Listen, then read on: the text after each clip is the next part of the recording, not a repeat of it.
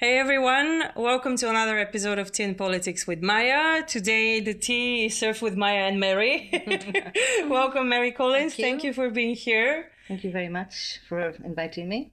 Sure, I'm sure that this conversation will be really interesting for our audience, as today with us we have the Secretary General of European Women's Lobby, the largest feminist organization in Europe, and not only the Secretary General, but you have also so much experience apart from the position that you currently have when it comes to women and economy, when it comes to women's rights. So I'm really looking forward to this conversation. Welcome. Thank you. Thank you so much. Very happy to be here. Well, we always start with it's always the same question. I think this is the most predictable podcast ever on the internet because we always start with the same question. And as this podcast is always focused on power and empowerment, leadership and the European policies and everything that's layered into that, my question is always the same. How did you end up here? Now, that's a very good question. So first of all, I should say that it was never my intention to become the Secretary General of the European Women's Lobby. It was kind of a journey that I embarked on and ended up in this position quite recently, although I have been working in the European Women's Lobby for many, many years. I'm not sure I'm even going to tell you how many years, but I've been extremely lucky, and I feel very fortunate because I've done a job all my life that I loved, and I think it's wow. You know, I don't know if many people reach. I'm kind of coming into the end of the next chapter and the end of my professional life. I mean, it's closer on my horizon than it will be on yours, and I just feel so lucky. And I feel I've always been motivated. The flame within me keeps burning. And I just think that, wow, I am just so lucky. So it's been a journey. I didn't set out to become where I am today, but it happened along the way. And when I started at the European Women's Lobby, there was only 4 of us. There was a team of 4. Wow. There was one Secretary General, and 2 other colleagues, and myself. And that was it. So we started very small and grew. So I grew as the organization grew. And I did kind of everything in the European Women's Lobby. I think that's the problem with small teams. You can't really specialize in professional. Everything is done by everyone. Absolutely, everything. When was that? That was actually in 95. So many years ago. And it was also the year of the 4th World Conference on Women. Okay. So I had the opportunity to attend. Fantastic. It was the most empowering experience. It was really, really incredible. Women from all over the world, all different. And it was just, there was this energy and this inspiration, and it was just incredible. So it was lots of first times. It was the first time that the European Union spoke with one voice at an international event. So it was really exciting. Everything, and everything was new for me as well at the time. So I was discovering, and then when we came back from Beijing, we started to really focus on the issues, because the Beijing Platform for Action, which will be 30 years next year already. Okay. And it contains 12 critical areas of concern, which remain completely valid today. Really, it's a blueprint, it's a very progressive document, which spells out the issues from different perspectives, and then provides recommendations to governments, to civil society, to a lot of stakeholders. And really, those issues remain valid today, imagine. And how did you, I want to go maybe even a step back. How did you end up being one of those 4 people within the Secretariat of the Women's Lobby? Well, I actually did a maternity replacement, believe it or not. Okay. A long maternity leave. the longest I've heard. Longest maternity leave ever. So I was initially there for a couple of months, and then here I am still today. Were you always interested in women's rights or in women's studies? What's your background? So I studied here in Belgium. I did my third level education in Louvain, and I have a licence, which is the equivalent to a master's in economic and social policies. Mm-hmm. So I'd say social justice is probably my beginning. I was always interested in that. But thinking back in my own childhood and growing up, I think I always was a feminist, but I didn't know I was. Mm-hmm. And I didn't express it as such at the time. Because I grew up in Ireland, and the Catholic Church was quite forceful. You could feel the power of the church. So it was quite, I think looking back now, I felt it quite oppressive. Mm-hmm. And particularly, although I had a kind of a contradictory experience, because while society was really oppressive, my own family was different. My mother worked, she was a nurse, whereas lots of women in Ireland couldn't work at that time. They weren't allowed to work because they were married and their role was to look after their children in the home, basically. And my father did a lot of the household tasks. So it was, had a very kind of, I would say, contradictory kind of experience of growing up in a country that was oppressive. And the Catholic Church was really, so I think I probably felt I was, how will I say, I needed something else. Mm-hmm. I needed to go and see elsewhere. So I left actually when I was very young. And at the time when there was no, what do you call those programs, Erasmus mm-hmm. programs, everything else, and I decided to stay and study in Belgium. Wow. So I was determined at the time. So that obviously, and then coming into, obviously I had a whole, my own experience as well of, as I said, growing up in a country where women were second-class citizens, where lots of women at the time, young women who became pregnant, for example, were really chased and hidden and sent away, and their babies were taken off them. And I used to feel at the time that, wow, this is cruel. This is really, mm-hmm. really cruel. But I should say it's also a country that has incredibly evolved. And I suppose that gives me a sense that change does happen. Mm-hmm. It takes time, but it actually does happen. And it can go very fast as well. So today it's a country that I don't recognize it as my mm-hmm. own experience growing up there as well. So I think that brought me into women's rights and feminist analysis. The whole idea, I did economics, and it was all about this is the model, this is the way that we must consider the world to be. And it really lacked a lot of questioning mm-hmm. and a lot of analysis as well. In the distribution of means, the distribution of assets and power and everything else. So it was really from there as well that I was enjoying my studies as well. I was really fortunate to have had that opportunity as well, to go a little bit further and to question things. I think those opportunities that are available now, of course, in Europe, and maybe they're accessible in different ways for the youngsters now, but I understand what you're saying, that it was not as accessible, even though you were from Western Europe, because my mm-hmm. understanding is that in general, in Western Europe, even 20, 30 years ago, things were just really much easier for everyone. And the more I spend time discussing with different people from Ireland, I don't think that was the case at all. Mm-hmm. It was not as easy and accessible, even though you were Western from where... Exactly. Yeah.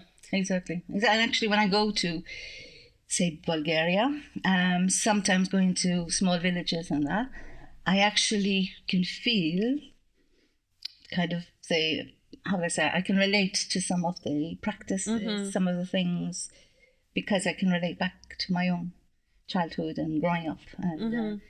Kind of similarities as well. Yeah, absolutely. Mm-hmm. I often feel that. I'm just giving Bulgaria as an example, but in mm-hmm. some other countries as well.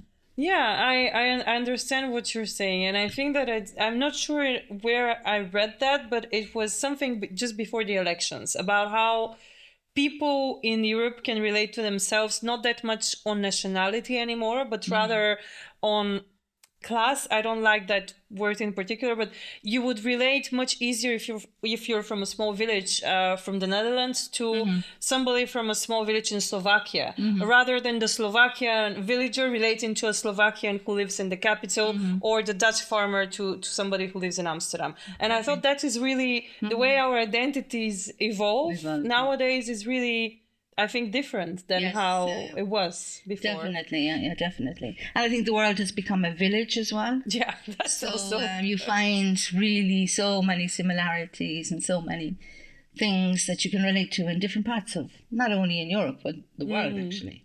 And I think that's the most extraordinary thing about women's rights, is that no matter where you are in the world, the issues are the same. Really Let's go now to women's rights then. My journey to feminism was so long and difficult for for myself and for my own appreciation of I think how I see myself as a woman, how I see women, how I see issues as domestic violence, gender pay gap, all of the major issue in feminism. So I'm really interested to first of all hear your journey into feminism. I think you started with that a bit, and then maybe to go a bit more to the European Women's Lobby and what you do for women. Yeah. So, okay. So it's very clear we're in a patriarchal society. I mean, that's nothing new. Nobody will say that I'm being revolutionary and saying something like that, but it really is. And even today, 2024, we're still very much embedded in a patriarchal system. Excuse me. And that's where the root of all evil, if I may use that term, comes from, is that we still haven't shook off the patriarchal system. And while obviously there's been a lot of progress over the years, I'm not denying that at all, but we're still very much within that patriarchal system that keeps women in their place, so to speak. And that's really what it's all about. And even if there are more women breaking through glass ceilings and in every single sector in society, there's still massive, deep-seated gender stereotypes, norms, expectations. Patriarchal system is really alive and kicking still. And maybe disguised a little bit. Maybe before it might have been easier to identify.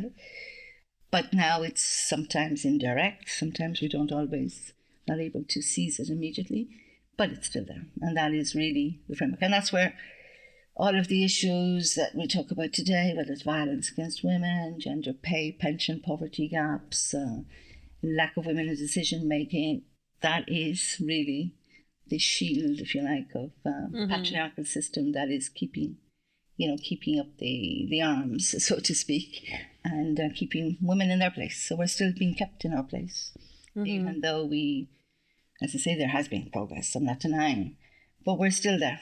We're still back in those, in that deep-seated gender stereotypes, and we're evolving into a society that I would call more of a digital revolution. It's not a transition. It's more than that. It's more, yeah, disruptive. It's can relate back to the Industrial Revolution when people had to leave the countryside, move into the cities, work in factories. Very disruptive. We are now in this digital world being taken out of the real world and having to juggle with that and reshape everything in relation to that. And it's very disruptive as well. And yet there isn't a gender perspective or a feminist analysis to that as well. That's very much missing. The tech sector is very dominated by men. When you look at the actual statistics as well, there are more men that work in that sector than women. So we're still in that gender segregated labour market, and yet we're talking about the present bringing us into a future. So there's really a lack of a feminist perspective there as well.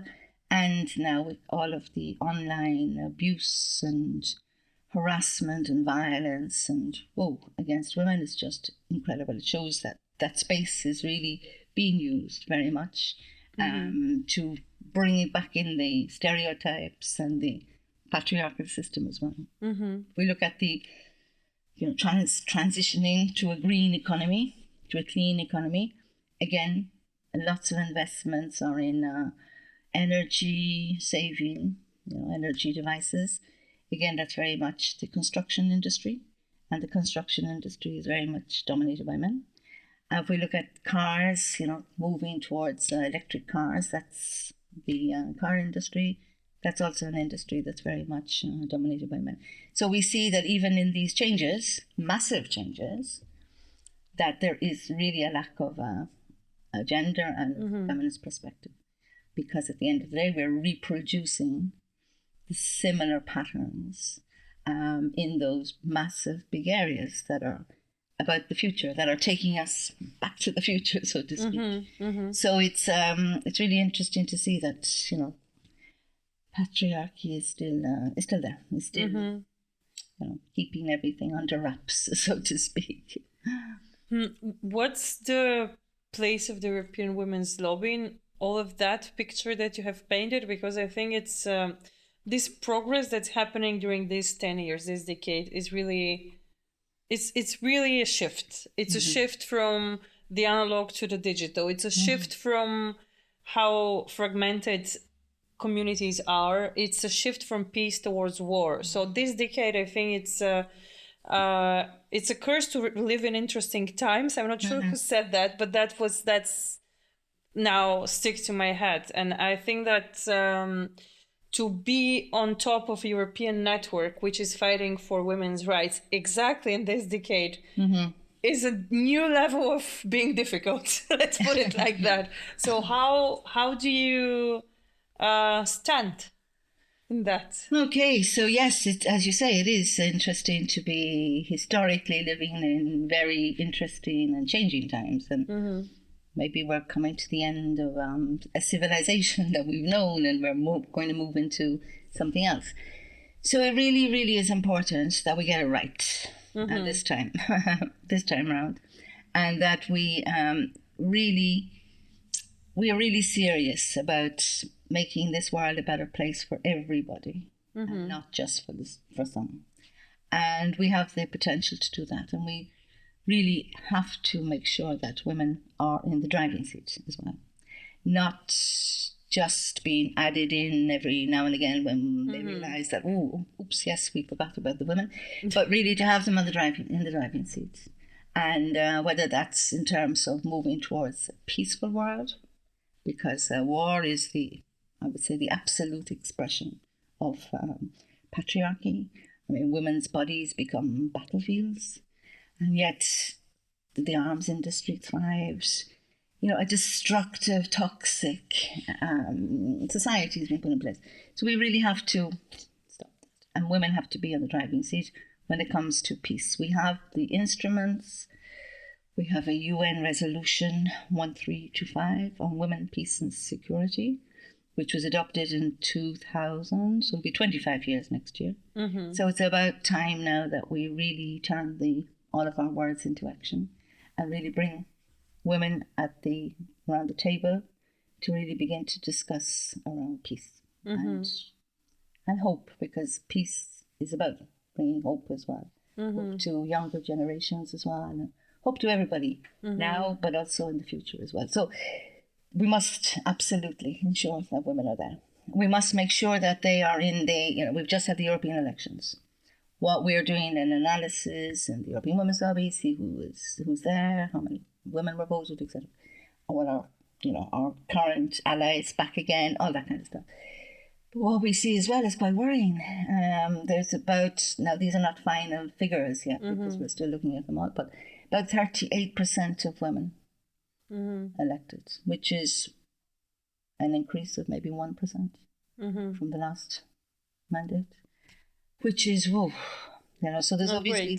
great. No, it's not great at all. It's not great at all. What we're seeing now, obviously, is the increase of the far right, extremism, and worryingly, very worryingly, we see that some minority of women are also part of that as well. So we need to have a feminist agenda. We need to go, and men can be feminists too. So we need to ensure that we're really working together as allies to make this world, as I say, a better place for everybody, not just for some. But we need to have a feminist agenda that is holistic and that is really puts the well-being of everybody at the centre. Because women's rights are not only a women's issue; they are it's a societal issue, and everybody benefits. So it's within everybody's interest. To work towards that. I really want to go further into that about how, first of all, men can and should be feminists, and why that is not making them less of a man or less of a. I don't know. I think that how masculinity is perceived in many ways just makes being feminist for a man impossible, and I think this is really dangerous. And that's I don't want to make this comparison between the right wing and toxic masculinity. I don't want to go there, but I really just want to go to, I can imagine like any average listener now and thinking, okay, I'm a man, why the hell should I be a feminist? What's in for me? Exactly. But again, it's breaking down those gender stereotypes because that's what prevent men as well from being who they want to be as well. For example, work-life balance policies. One of the issues is that a lot of men don't take up their parental leave because they're afraid that in the workplace, if they ask to take time off, that they will be seen not to be serious about their job. Now, I do think there's a shift in that. So they are also, also victims, I would say, of gender stereotyping as well, which prevents them from doing things. But I have seen a shift in younger generation. The younger generation of men, they want to have, I mean, I can't generalize, but a lot of them want to have that quality time with their children, with family members, etc. So they will be, I think, the shift that needs to be made, and they need to be out there and saying, no, my parental leave is my parental leave, and I'm going to take it because I want quality time. So it's in that sense that we need some role models as well that will step out and will say, yes, I'm doing this because I really want to have the time. I want to get to know my children. I want to grow with them.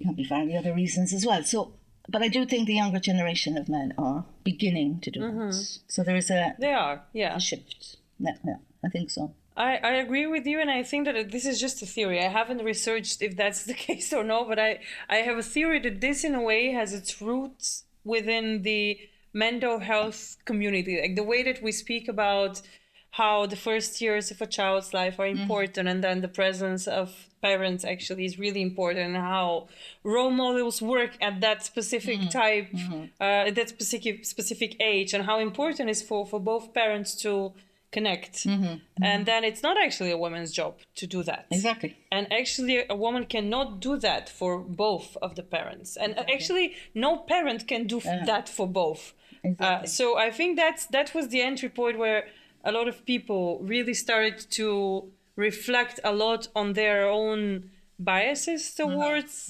family and gender roles and all of that. And I think that still, even though they would do that, and I would see a lot of dads with strollers, I think that not a lot of them would dare to call themselves feminists. Maybe not, but I think if you would ask them, are you for equality? Are you in favor of ensuring that you have the possibility to lead your quality life? Are you in favor of social justice? Or they will say yes, and then you can say, well, that's what a feminist is. It's not something that is detached, and that you have to. There's a kind of a method, and you have to press a button to do it. It's part of who we are every day. And the word feminist is, I think, gradually being accepted. But for a long, long time it wasn't. It was a really dirty word. And nobody dared use the F word. But that too, I think, was part of the F word. I've never considered feminism being the F word. Good. The F as in feminism. But But I think it was part of the resistance as well. It is part of the patriarchal system as well to say, oh, if you're identifying yourself as feminist, well, that means hate men, so you're full of more stereotypes to really make you feel alienated. But at the end of the day, if you're talking about social justice, human rights, equality, I think everybody would agree, yes, but actually you're a feminist. If you agree with those principles, you're actually a feminist. So at the end of the day, it's not, as I say, something that is detached. It's something that is really very much part of our lives. And that's why men are feminists, some of them are, without them knowing it or maybe wanting to use the label. But when you actually break it down and see what it actually means, they would say, oh, the values behind it. Oh, yes, actually, yes. Okay.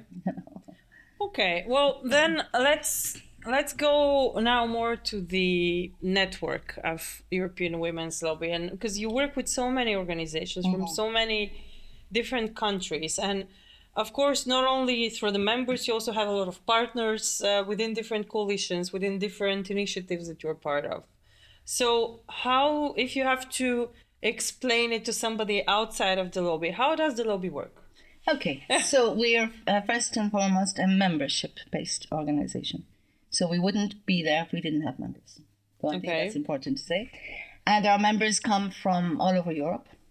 They form national coordinations. So there's not just one organization in one country that represents the European Women's Lobby. It's a coalition of organizations, different women's organizations working at different levels on different issues within a given country. So they're our national coordinations. And we have very strict, I would say, and a very thorough membership application process as well. So we really make sure that that there is representative of the diversity of women's groups in the given country. Obviously, it'll be a little bit different in different countries, but that's really one of the major things. Also, that we agree that everybody signs up to the Beijing Platform for Action, and also the CEDAW, which is the UN Convention on the Elimination of All Forms of Discrimination Against Women, which was adopted in, I think it was 1979 by the UN, and all of the countries in the EU member states, they have ratified it. So these are the key principles. So we have a number of different positions as well, which we developed over the years, and particularly regarding prostitution, which for us is a form of violence against women. And therefore, members as well have to really sign up to our very basic and fundamental values and position papers that we have. And then we also have European-wide organizations. So they are structured in different ways. So we have, for example, the Women's Committee of the European Disability Forum. We have the Women's Committee of the European Trade Union Confederation. We have the European Network of Migrant Women. We have the European branch of the International Medical Women's Association, Business and Professional Women. So we have a whole list, a whole different variety, if you like, of members as well, that represent a European-wide constituency, so to speak. And then we come together. We have a General Assembly every year, once a year, with all of our members. And then every 2 years, we elect a board. And the board is composed of a representative of each of the national coordinations, plus a number of the European-wide organizations. And that's for a period of 2 years. And then within that board, so it's a big board now, because it's getting bigger and bigger. And within that board, we have then our executive committee is elected, which is a group of 7, among which there is the president is elected, 2 vice presidents, a treasurer, and 2 ordinary members. I should say as well that a lot of layers. Yeah. A lot of layers, exactly. Exactly. Does it work? I mean, it's a very democratic way of functioning, and it's important because we're a representative organization, and it's important that we are truly and remain truly representative. And that can be challenging as well. So that's why we have to have our different governing structures and accountable to each other as well, so that we have a internal democracy. And we know democracy takes time, and you have to give time to time. If you really want to have a truly as possible representative organization, you have to give time to democracy. And that's probably one of the biggest challenges, because we're in a very fast moving, changing world. Decisions have to be made yesterday. Yes. No, hang on a second. We've got our processes we have to go through. I think there are things that we have to. It's important for cohesion. It's important for consensus. Where it's an incredible, strong organization. Women from all of those national coordinations are extremely strong. A lot of them are working with hardly any funds. And they are really giving every single thing that they have, and because they care. There's a real deep sense of caring, but also want change. So they're dynamic and mighty. So it's really important that their voices from the ground are actually coming up through the systems, and we work with European institutions. Because one of the reasons why the European Women's Lobby was set up was because there were so many decisions coming from Europe that impacts all of our lives, and there was no voice for women. And it was important that not only were women able to voice their concerns, but actually shape the agenda as well. So that has been the history of the European Women's Lobby from the very beginning. And we also have national coordinations in the accession countries, and recently longer than recently, but in Iceland, Norway since this year, Moldova since last year, and the United Kingdom. So I'm very happy to say that when we saw Brexit looming on the horizon, not knowing what the outcome would be, we adopted a motion at our General Assembly to keep our UK members come what may.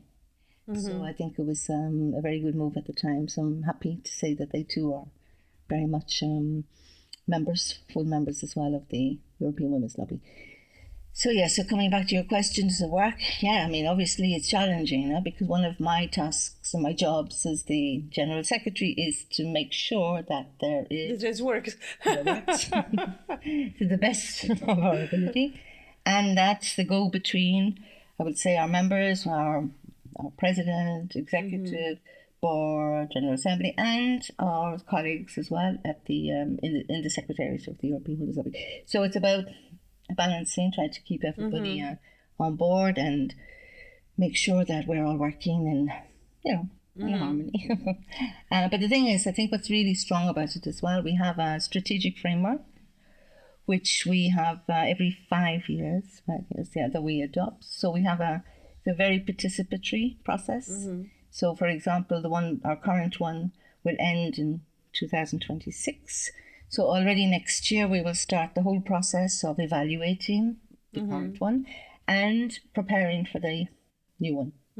It's usually continuity of the work we've been doing, but nevertheless, it really is important that everybody gets a say and that it is collectively constructed, because it gives a greater sense of ownership.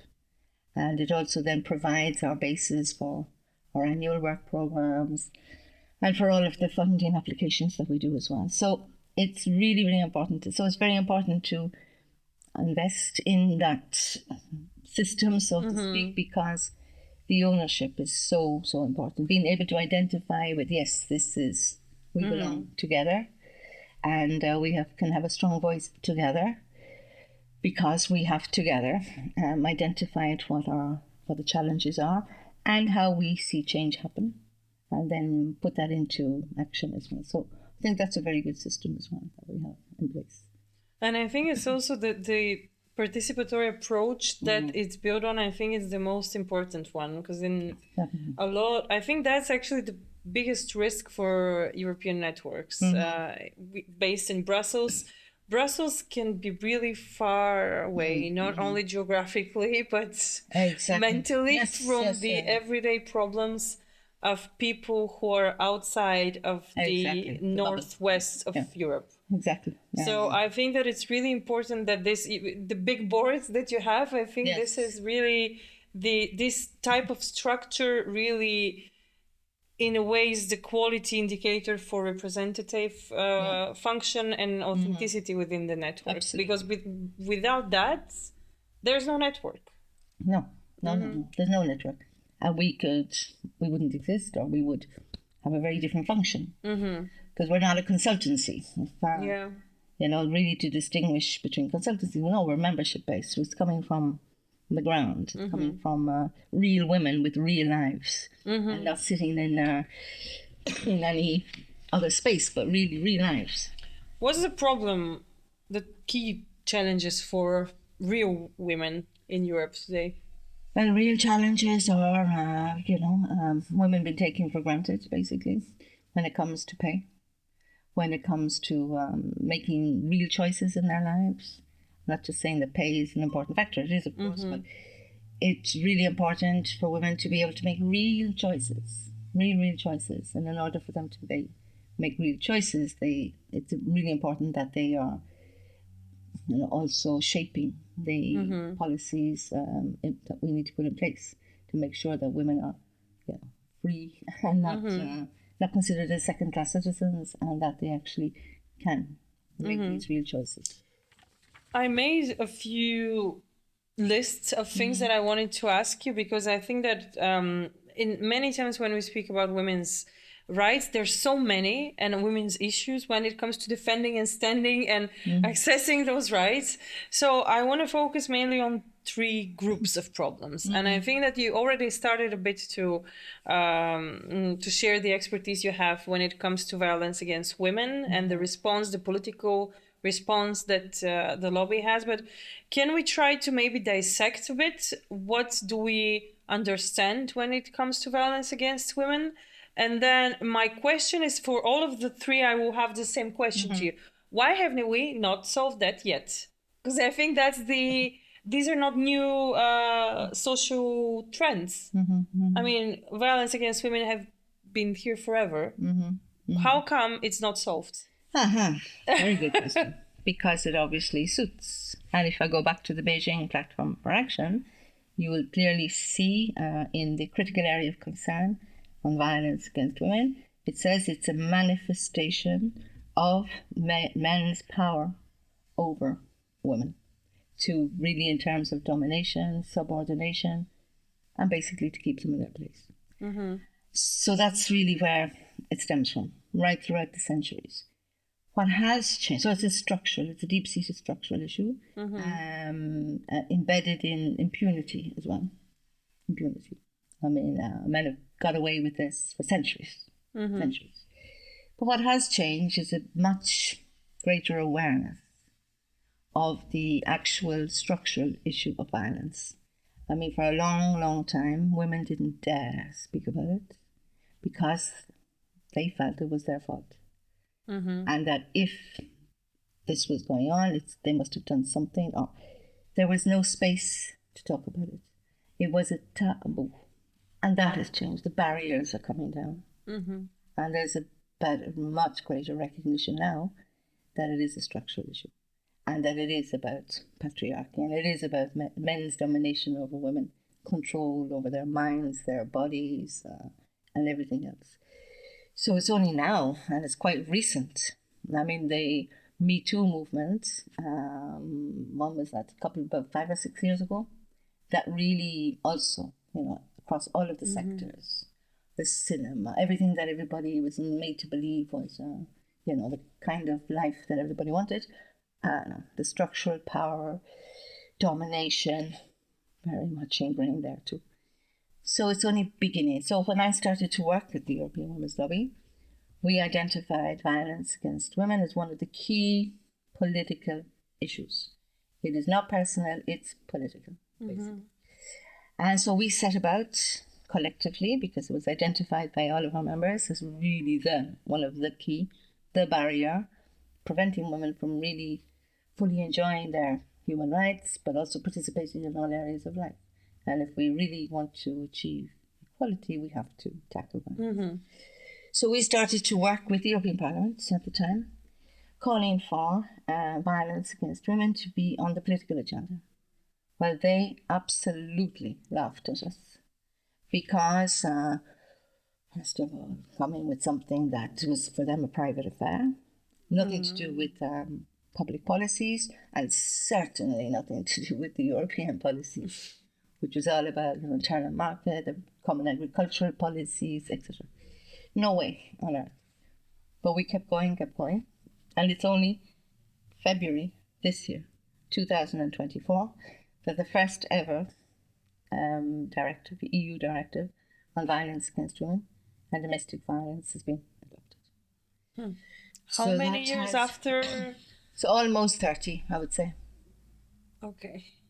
So it's been a long journey and a rocky road, lots of resistance along the way, lots of, exactly. So you can see why it hasn't been solved, because nobody wanted to, solve it, basically. What are the? I'll just try to ask this question in the most neutral way possible.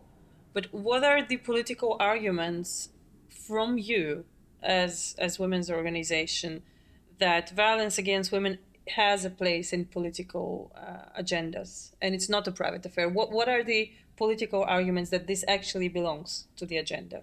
But it is fundamentally a structural issue, violation of women's fundamental human rights.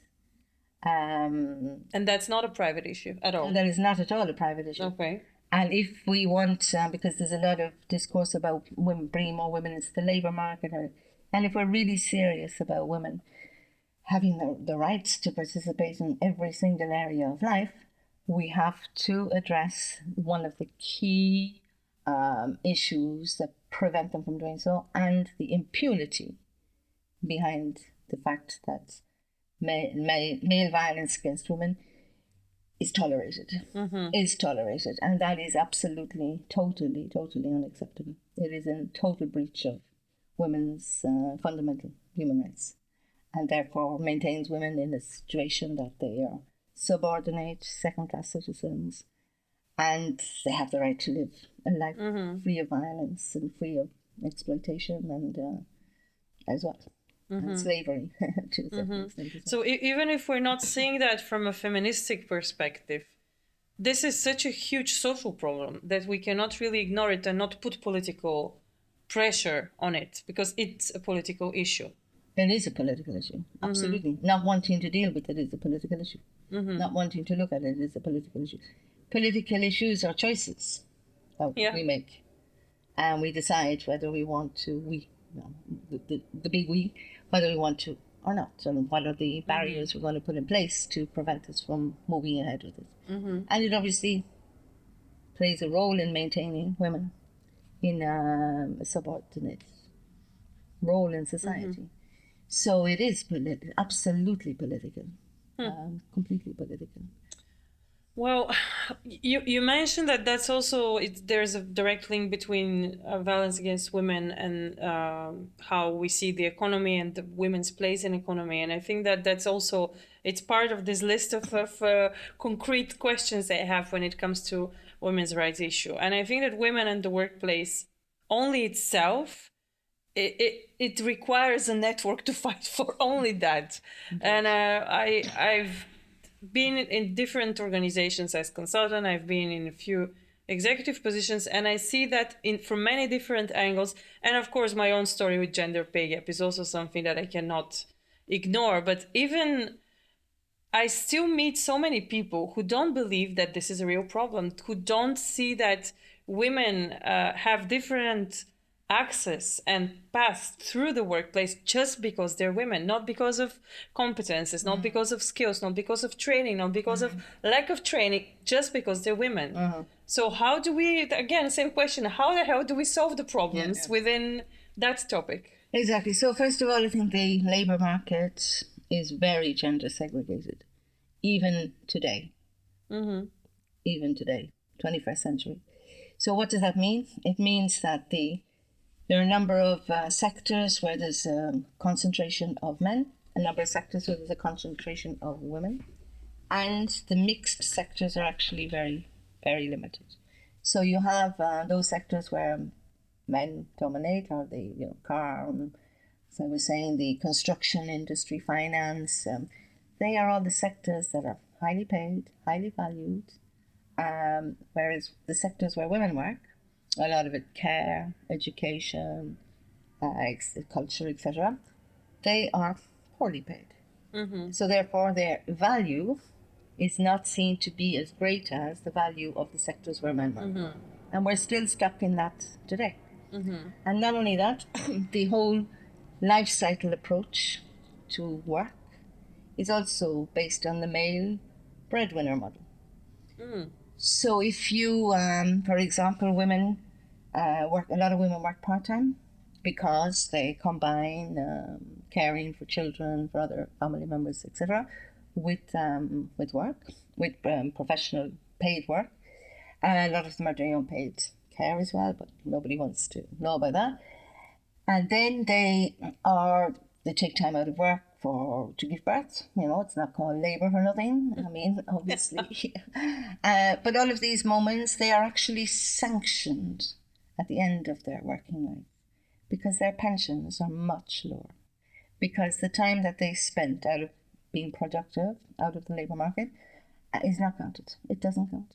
It doesn't matter. Nobody wants to know. So it's the male breadwinner model. What does that mean? 40, 45, uninterrupted career. And you will then get your full pension at the end of the career. So it means for many, many women, the gender pension gap, for example, the pay gap is around 13%, goes up 14, 13, 12, but nevertheless it stays very stable, has stayed very stable for the last number of decades. But the pension gap is over more than double that, 40%. Borrow. So and that's the mirror of women's lives because they are not like men and they're not, that male breadwinner model actually dominates. It really defines the worker, a paid worker, and at the end of their working life, they are really that massive pension gap.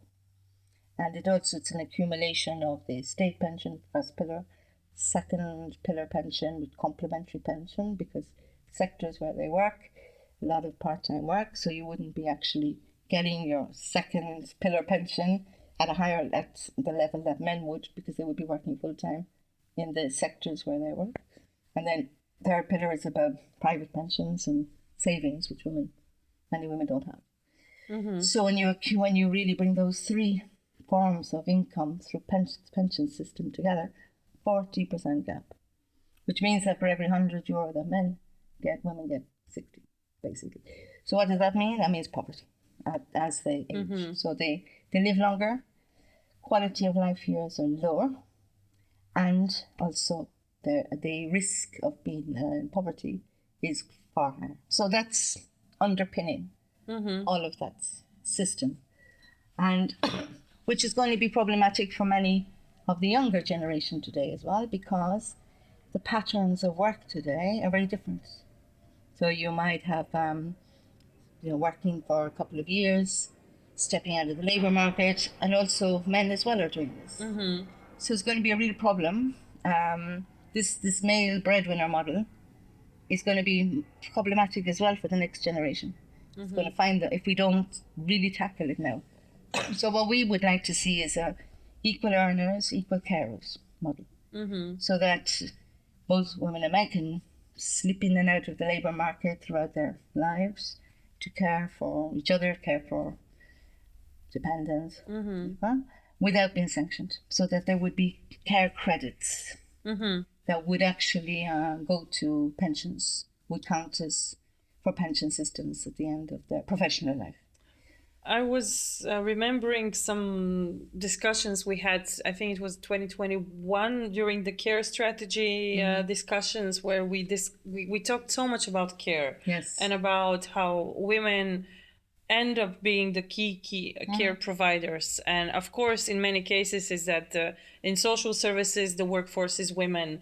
In at home, you do informal care more. So the whole care as a activity, as a word, is in a way you associate it with women. That's just a women's job. It does, and if it's not with kids, and I always remember that to me it always I somehow associated that with women looking after their own kids. But then I've seen so many during parts of the focus groups and researchers analysis that if there are no kids, they're actually taking care of the elderly parents. Exactly. If there are no parents, they're actually taking care of somebody's relative who is disabled and they need assistance at home. Just because, again, that's a carer's job. Yeah, exactly. And also neighbors, in communities as well.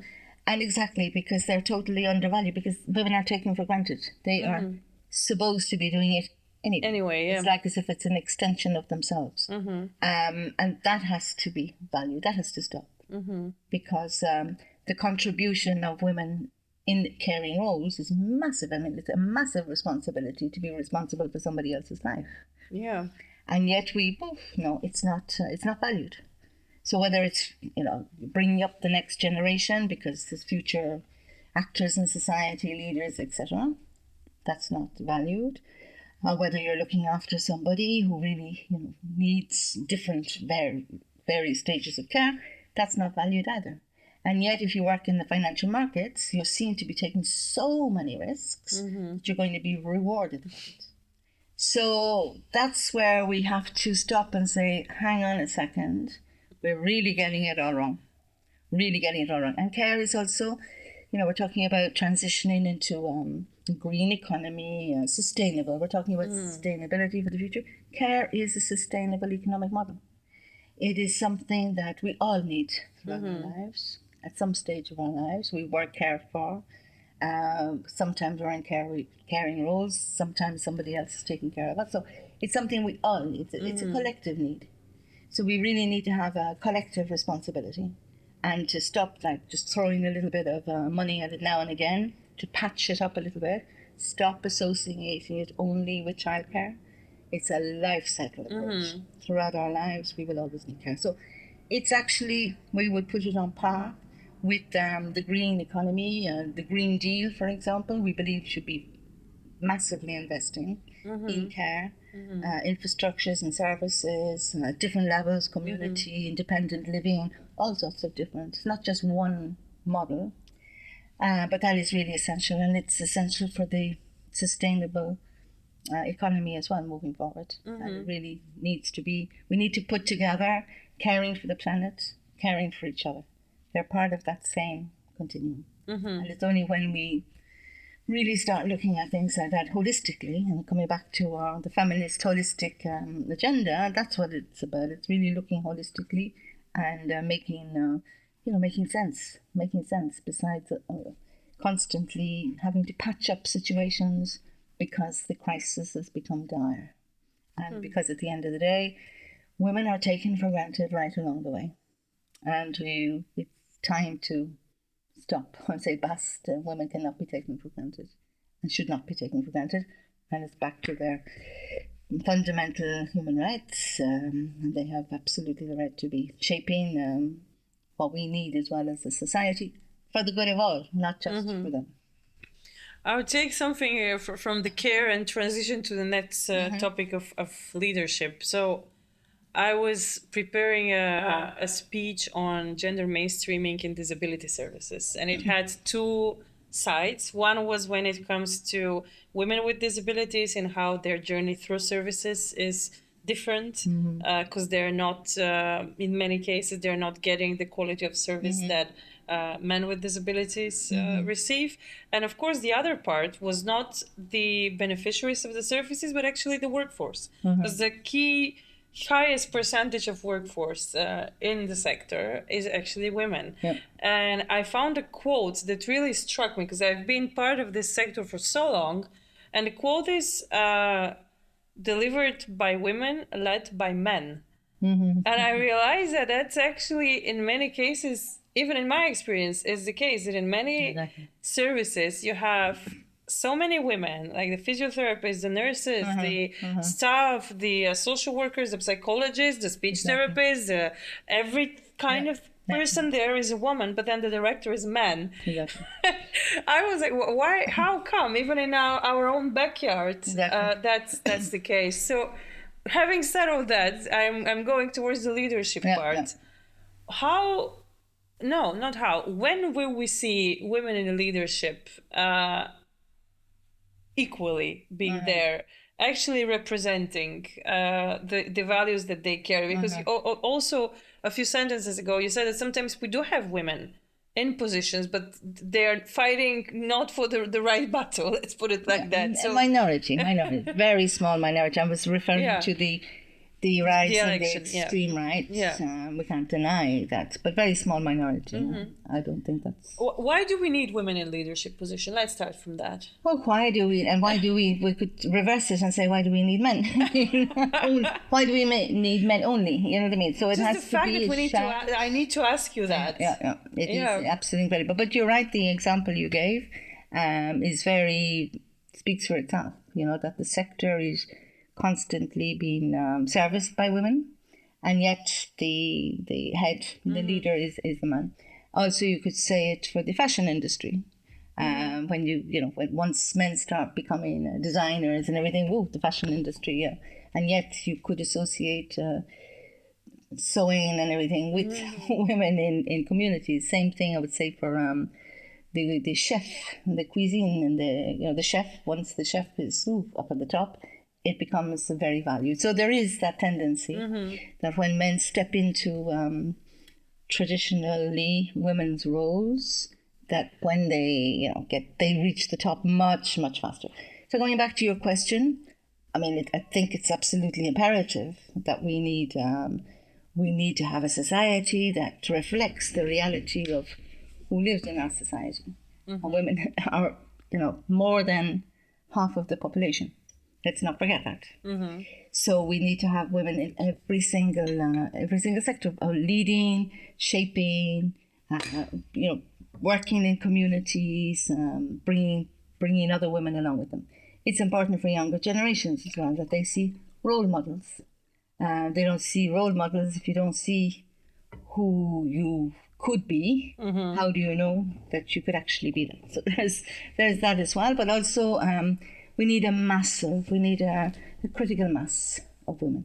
So you were asking, how do we bring change about? We need a critical mass of women at all different levels, in political parties, but in academia, in everywhere in society. We need them at every single level. I mean, that critical mass. So I'll just give you an example of Belgium. So Belgium has just had elections also on the 9th of June, and the Walloon region, the south, have just formed a government, and they have to form a government as well with the French-speaking population of Brussels, and they all of a sudden realised, be interesting to see who identified it, there are too many women. Too many women, and the constitution says, not the constitution, but the parity laws, that say that there can only be 2/3 or 1/3 has to be of the other sex. Now, for years and years and years and years and years, that was never the case. We were the other sex. Exactly. And now it was really interesting to see that the minute it was formed, a couple of minutes later, the journalists were, there's too many women. There's an imbalance, and therefore it's against the law. But in the past, when there were too many men, nobody said that. It was okay. It was okay. It was very interesting to see for the first time that there was a majority of women, and it was picked up immediately. The law about having the quotas, having the I think it's 1/3, has to be of the opposite sex or the underrepresented sex. Which up to last week it was. But that was really interesting to see. So we do need this critical mass in order for things to really move. To really truly move, and let's say at all different levels. So, for example, there is this directive on women on boards, and while you might say who's women on boards, it's a small sector really of the society because it's companies that are quoted on the stock exchange. But nevertheless, it's one of the pieces of legislation that can have a knock-on effect in other areas as well. So whether it's in business or in academia or in other sectors as well, it's really important that these kind of measures are in place. And we do need quotas. And I know that a lot of quotas can often be controversial, but quotas, I think, at the end of the day, are a tool and not an end in itself. And that's where we get it all mixed up. It's a tool. Because we do need to accelerate the pace of change. Because it's happening too slowly. And quotas, we see where quotas in countries or in sectors where there are quotas, things do change quite rapidly as well. Because I should also say that we're very lucky as well in the EU that we have the European Institute for Gender Equality that is collecting data from national statistical institutions, so the data is comparable across the EU, and it's measuring progress in a number of areas, and then it every year it has the Gender Equality Index, which is a composite index, but gives us a sense of the pace of change, and I can just tell you it's very slow. Very slow. I think it was like 70 years until we closed the gender pay gap. I was reading through their exactly data. Exactly. So we have that. So we have something that measures, is comparable, and it really is important that we have data, because otherwise, if we don't have data, like we have the critical masses, quotas, but we have to have data as well. We have to see where we're going. We have to be able to really collect things. We have to make sure that that we're having data that's of quality, but also that is giving us information about intersectional inequalities as well. And because how are we going to really be able to address these issues in a firm way if we don't know where we're going?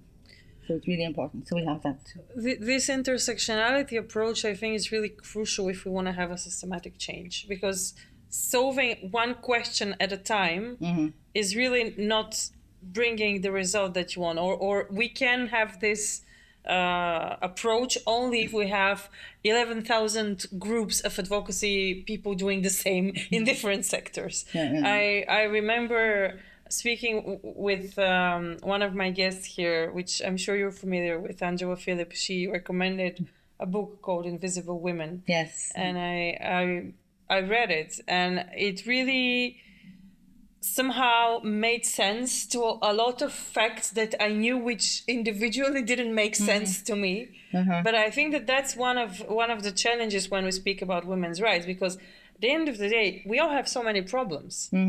And I'm sure that a lot of men have a lot of problems. And that's actually partially because women and men are assigned certain roles that are not right. Exactly. And they're not correct. And you cannot just assign people tasks for life. Exactly.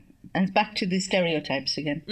Those stereotypes are absolutely so strongly embedded that they are still determining what we should be doing, who we should be, what kind of norms, behaviors, everything else. And whether, as I say, it's in the digital world, whether it's no matter where, those stereotypes are still very, very strongly there. So it's really important that we look at it from a holistic, because intersectionality is, what is it too? It's holistic. It's to say, I'm a woman of a certain age, of a certain ethnic group maybe, of whatever.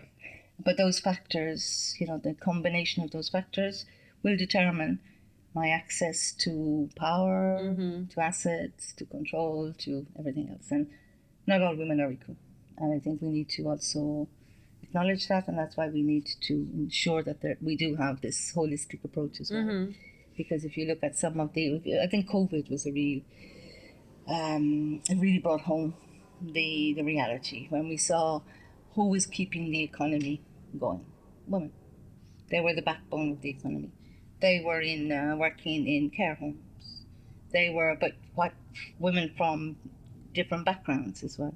So, really putting sometimes their own health at risk and their children's and whatever to make sure that they were actually taking their responsibility and keeping everybody, standing as much as they could during that time. In the, shopkeepers, so that the food supply was continuing, so that we were able to go and find, continue to eat, basically.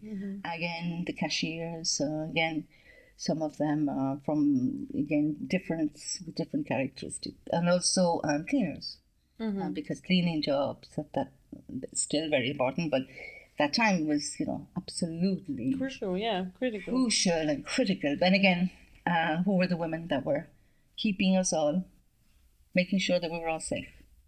And I think that was a real eye-opener for everybody. They were being clapped as well at the end of the day, and the danger of going back to business as usual is certainly there again. So this, and it gave us a glance of what a real caring world could be like during the COVID, those moments and those particular roles that women were playing in these sectors. No, when you mentioned the pandemic and how women's role in economy was really not as visible, but then during the pandemic it was really straightforward. That's who runs the world, as Beyonce would say. But I remember the story of during the pandemic. I was working back at an organization supporting children with disability back at home in Bulgaria.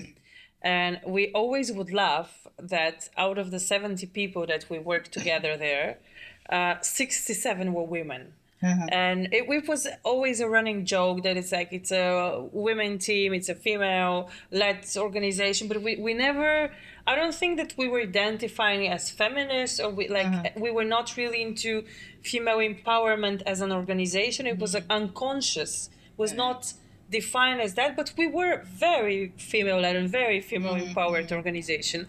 And when the pandemic hit, we had to do, as many organizations had, this switch to the digital workplace, which was horrible for us. Difficult. Horrible, especially if you're a service delivery organization, so you work with people. Yes. Yeah. And maybe some parts of what we were doing could be delivered online, but it was painfully really not what we wanted to do. And I realized, because we also had a lot of team meetings via Zoom, as everyone had. Yes. And during the time, I was trying to do as a manager the most I could for my team, and I realized that I'm in a position to, I was struggling with my 3 kids at home. They were in Bulgaria. We had this online schooling, which was really bad. So every room we had a kid with a computer, and then one room it was me trying to manage a team of 70 women, trying to deliver services to like 300 families online. It was a disaster. I hated every minute of it. And everyone hated every minute of it, because all the other women were in my position with their kids in the other rooms, while they were trying to help other women with their children at home, some of them battling with really severe conditions during the isolations. So what we did as an organization, we were trying to support our teams.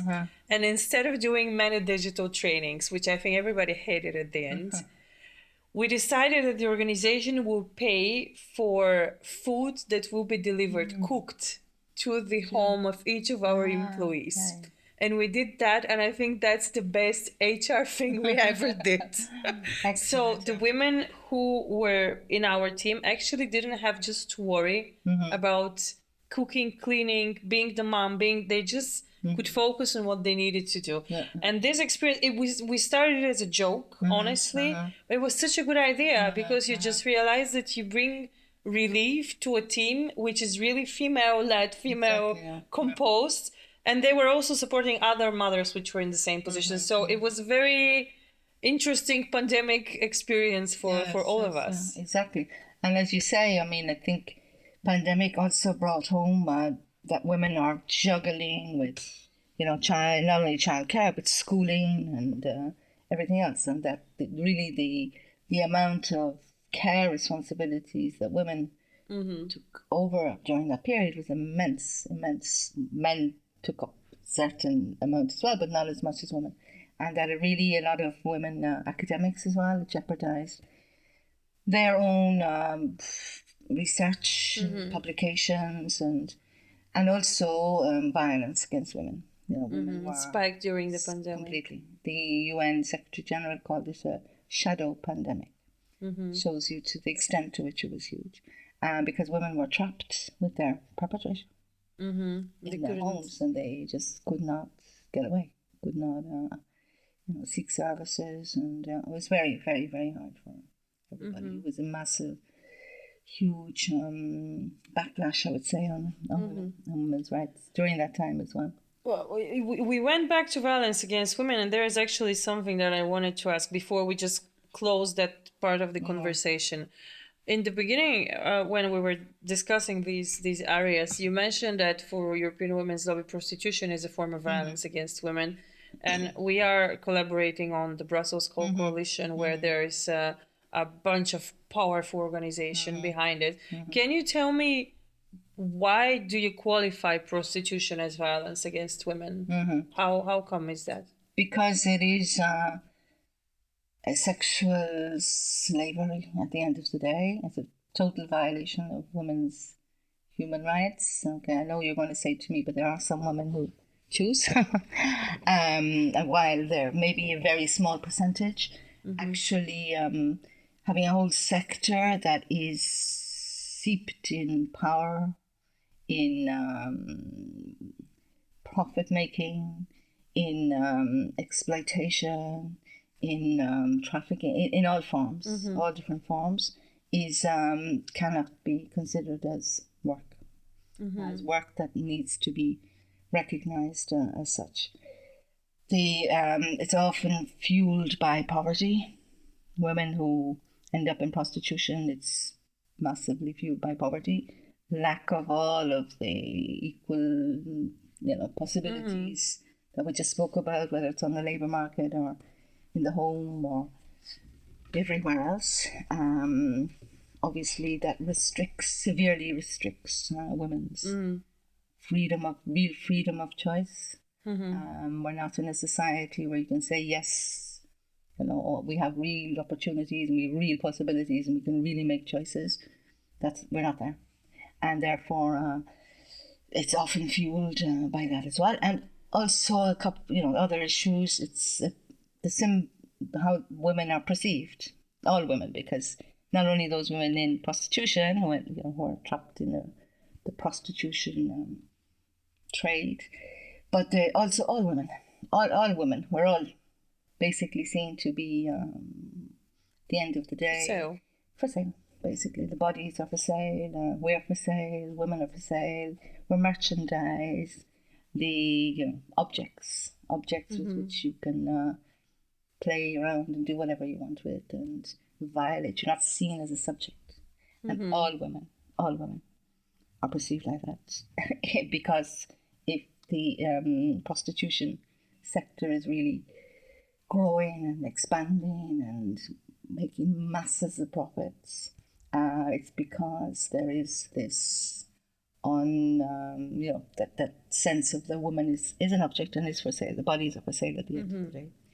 So that is something that we believe that is inherently violation of women's rights. We have to look at everything. Also, when you compare, say, with other activities such as drugs, arms, women in prostitution can be sold many times. Say, compared to arms, you sell them once, or drugs once, and that's the end of the women now constantly being sold masses of times, so it's not just once off. So we believe that it is inherently violence. It's about violence against women and objectifying women and selling women like they were objects. And as I say, it impacts on every single woman as well. I believe the myth of that women choose to live this lifestyle before I met, I think, maybe 3-4 women in my life who I've been in different social situations, but I've met women who are into prostitution. I think I will never forget the first girl who I met, because she had this incredible story. I was working in one of the resorts near Varna in Golden Sands, as most students do during the summer. And all my night shifts, I would meet her. And I first thought she was a tourist because I've never knowingly met a prostitute before. I didn't know. And I had this image of like movies and the choice and the glamorous life behind it, or the human trafficking side behind it. But I've never seen actual woman who would come, and she would come to this supermarket where I used to work. She would buy cigarettes, and she would always come with a different man to buy her perfumes. And she spoke so many languages, so many languages.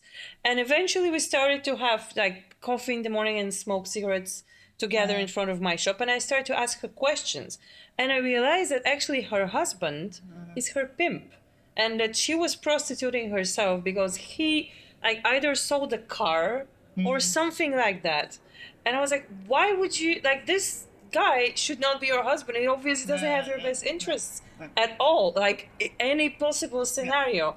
And it was the amount of manipulation she was at. And I think that to me, that was the first time I actually realized that even if she's there voluntarily, and I'm really putting that in brackets, that's not a choice which was made with consent and with the valid peace of mind behind it.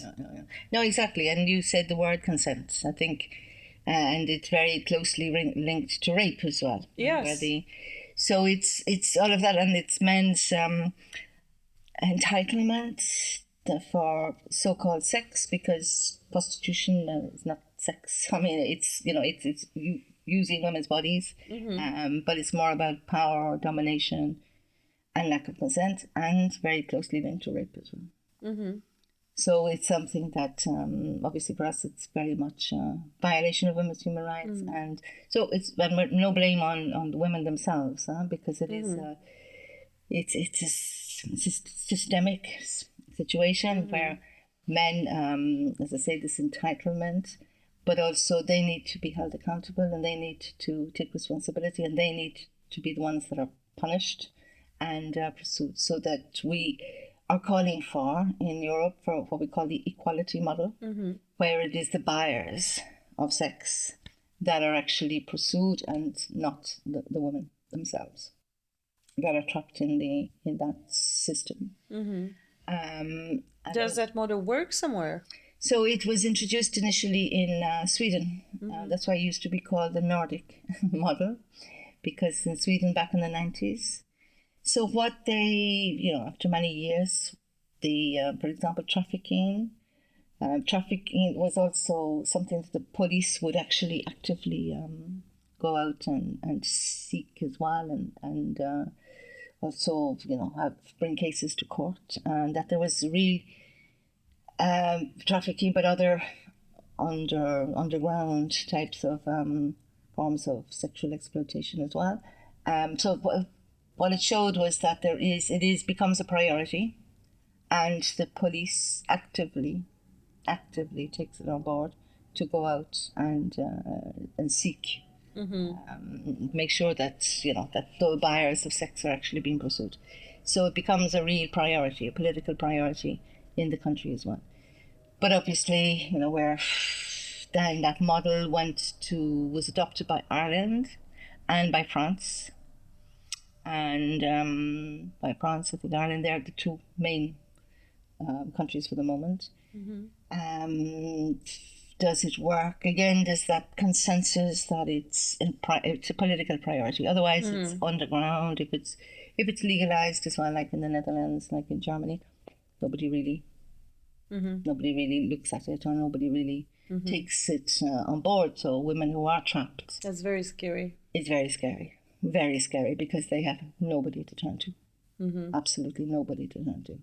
And they fall prey of all sorts of, as you can imagine, abuse. And it's very scary, very scary.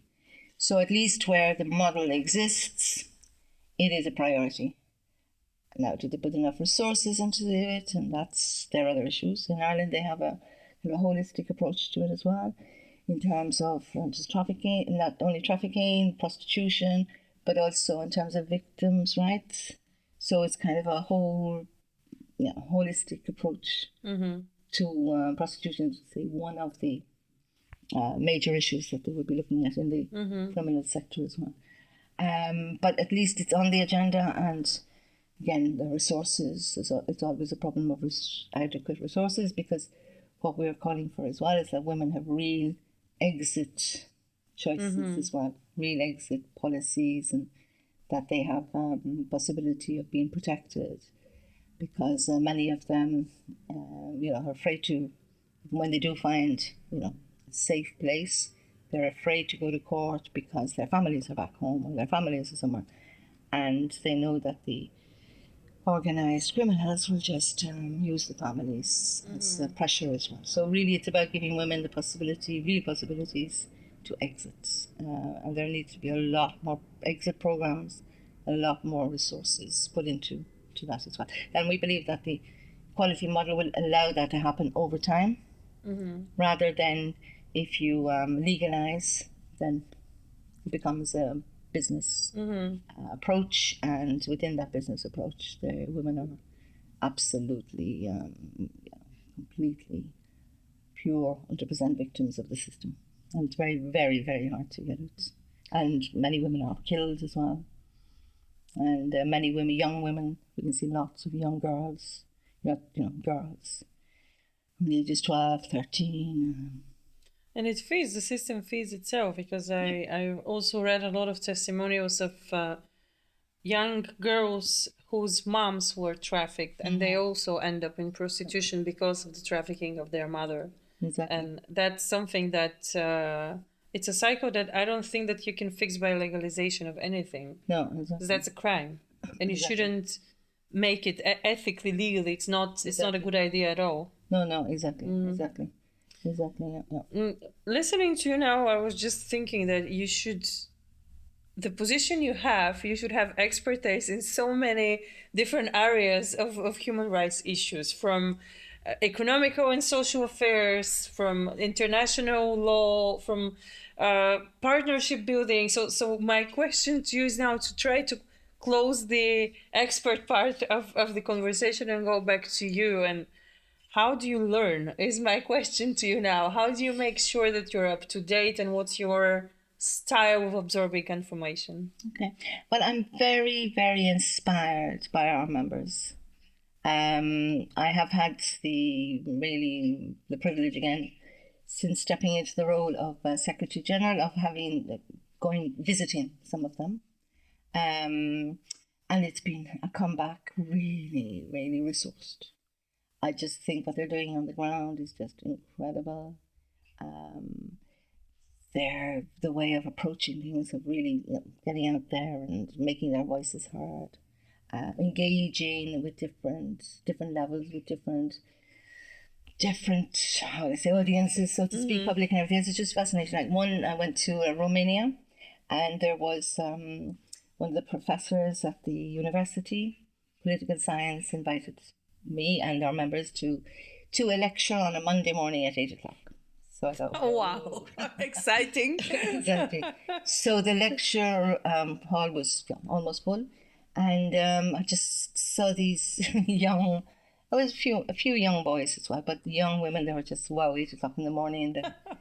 But I saw how they all kind of came alive, woke up, and really, because these issues relate to them. It relates to us all. I'm not talking about something that's on that distance yourself. I feel very engaged with everything. So I do get a lot of inspiration from members, and absolutely enjoy very much meeting them. I was in Moldova last weekend at a women's forum, and also with our members. It's just wow. I really do get a lot of inspiration and a lot of energy. I'm resourced by that. So that's one way. Also, having other contacts with other stakeholders at different levels. It's really interesting as well, and really listening to different perspectives. I really get a lot from that too. I really enjoy that as well. So, and I think, as I said, I grew in this role over the years, and I couldn't imagine. I look at the world differently, obviously, and couldn't imagine my life any differently. at this stage. Do you have any specific story from a member that's worth sharing? Any inspiring journey? Oh, there are many, many, many. I should have prepared one before. No, I don't want to put you on the spot. It's just that I realized, by the way, looking through some of the pics online from the president, Ileana, and from you, I think I know some of the organizations you work with in Romania. And it's very funny because there is one, she's super energetic lady with crazy hair, Diana. And I met her during a human rights film festival in Bucharest a couple of years ago when we were both pitching stories for human rights to be turned into movies. And she presented herself. I love that. Like, I'm sure it's the same Probably, woman yeah. because she's like, you can never have two people who are like that in the world, I'm sure. Because she worked on sexual health and women's rights. Yes. And she presented herself as somebody who just works with sex. And it was just the best opening line I've ever seen in my life. But yeah, you have amazing people in your network. Incredible. Very strong women with lots of stories. And I wish they were here not to tell some of them, but massive stories, lots of stories. They are just incredible. They really are. They really are very inspiring. They're very motivated. Fighters. As I say, they're fighters. And as I say, they work with so little funds. I mean, that's one of the big issues moving ahead is the funding and the lack of funding, obviously, and the shift in funding towards more maybe military spending and things like that, which is going to make it challenging for the movement. But the movement stays alive. And I think it's really important that the torch as well is handed over to the younger generations of women who have a very different way of doing things, seeing things. Their own demands are different. But that's what it's all about. It's building, standing on each other's shoulders and really passing the torch. So very hopeful when I see that. It's not over yet. It's not, of course it's not. Well, there are many ways to stand for women's rights, and I think that we've drawn a map already of different ways to do that. Of course, one of the key ways to do that is with the European Parliament, and I think this is why we all have ended up in Brussels, of course, and the Commission. So the elections were a month ago, more or less, and we're still doing the mapping with a bit of a cautiously doing the mapping, let's put it like that. So what are your expectations when it comes to the Parliament and to the next generation of political leadership there? Yeah. Well, as I said earlier on, I think it's extremely worrying, the rise of the far right. I never imagined in my life I would actually witness something like this. I find that really, really disturbing, very disturbing. Also because many of those leaders in those movements are young. And also I think maybe because also the use of social media and how social media can be good and be evil. So that there are two sides, always to the same coin. But I find that worrying, and that is something that we're going to have to keep a close eye on. It's going to beg lots of questions. I was informed that because of the groups now, so you have the EPP, the Social Democrats, the EPP got more seats, Social Democrats stayed. But now the third group is this new group that's been formed by a lot of the extremists. And I think they're called it Patriot for Europe or Euro Patriots or something like that. Third group, sorry. So which means that when it comes to majority voting, do we have to go and, you know what I mean? So it's going to beg a lot of questions about how are we going to relate to them, basically, because how we adapt the strategy we have with exactly. And also because they're not, I don't believe that they have anybody's interest at heart, nor women's nor anybody else's. So that's going to be a space where I think it's not only the European Women's Lobby, I'm sure that all of our partners and civil society peer groups, we'll also have to sit down together, which what I would like, for us to discuss this, because it begs lots of questions. So that moving forward is really where I see, this is going to be this is shifting sand. This is a massive move. However, on the other hand, we are also looking to see who are allies from the past who have been re-elected. So we'll obviously be networking with them again and making contact with them again, and really hopefully getting in very early with gender mainstreaming training, so that because gender mainstreaming is every single policy area has a gender dimension, and it's really important that on the early days that is understood and actually can be something that becomes an automatic. So that's obviously going to be a good part. However, I did look at the results just globally, and I see that 48%, almost half, are new members. So again, that's also an opportunity to start with new members and to bring them on board in terms of women's rights, gender equality as well. So I see hope and uncertainty and uncertainties at the same time. Yeah. Okay. Yeah. Okay, well, we are slowly going towards the end of our conversation, and as we always start with one question, and we always finish with the two questions which come in a group, and they're what makes you happy and what makes you hopeful. Okay, what makes you happy? As I say, my work, everything does make me happy. I must say I'm lucky. I find myself fortunate to have always love that. I love also being with people. I love also listening to people's stories, their perspectives on things. I find discussing with the younger generation quite fascinating. It really, how some things, we're on a journey in life, and some things move and change and are taken for granted, and the questions that you might have had earlier on in your life, and younger generation, something for them. So I find that kind of quite fascinating as well. And I like to spend time with people. Actually, at the end of the day, I love to have chats and tea and talk. That's what really makes me feel good. And other than that, I love the countryside. And I do get very much resourced from walking in the fields with nothing around, just trees, fields, whatever. Gives me a lot of energy as well. It really resources me. And I like the sea, but I find the sea, no matter where you go now, it's always crowded. I'll show you some beaches around Varna and you'll change your mind. That's true.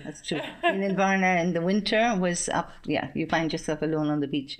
But it's harder and harder to find those spaces where, but the sea, I like the sea. I like the sound of the sea. I love to watch the waves. I love to, and swim as well if it's not too cold. I can relate a lot to that. The sound of the sea, I think, is one of the most soothing things I can do to myself. Exactly. No, I agree.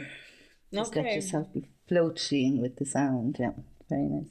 Oh, I think that then a lot of the complicated topics we discussed, like this ending with the soothing sound of the sea, is a good wrap up to everything. Thank you so much, Mary, for thank you being here and for standing up for all of us, because we need a strong voice and we need somebody who can amplify the voices from the different corners of Europe. Because I'm not ashamed to say that for the biggest part of my life, I wouldn't consider myself a feminist until I just start to crash my head repeatedly on things which I didn't know existed. And eventually, I'm so happy and proud to call myself a feminist now. And I hope that this conversation can help other women who are in their journey somewhere on the way to be confident in identifying as with the feminist values, actually. Great. Thank you so much. I was delighted to be here, and thank you for giving me this opportunity as well to to share my thoughts with you, and very best of luck to you as well. Look Thank forward you. to continuing to working with you. Thank you. Well, thank you as well for being with us and sharing this wonderful mint tea Very nice. with us. Hopefully that was as interesting for you as it was for me and for Mary. And I hope to see you soon. In the meantime, actually, that's something that I wanted to say. So I'm wearing today a really great t-shirt from Yasmin Mijali's brand called Baby Fist, which is a small feminist brand. That also works as an art collective. So if you want to support them, you can do that as well. So Google them, Baby Fist, and this is the Not Your Habibti shirt, which I love. And I've been carrying it from Ramallah in the last 6 years or something. So buy feminist products, support art collectives, and support women-led businesses, and try to be a decent human being while doing that.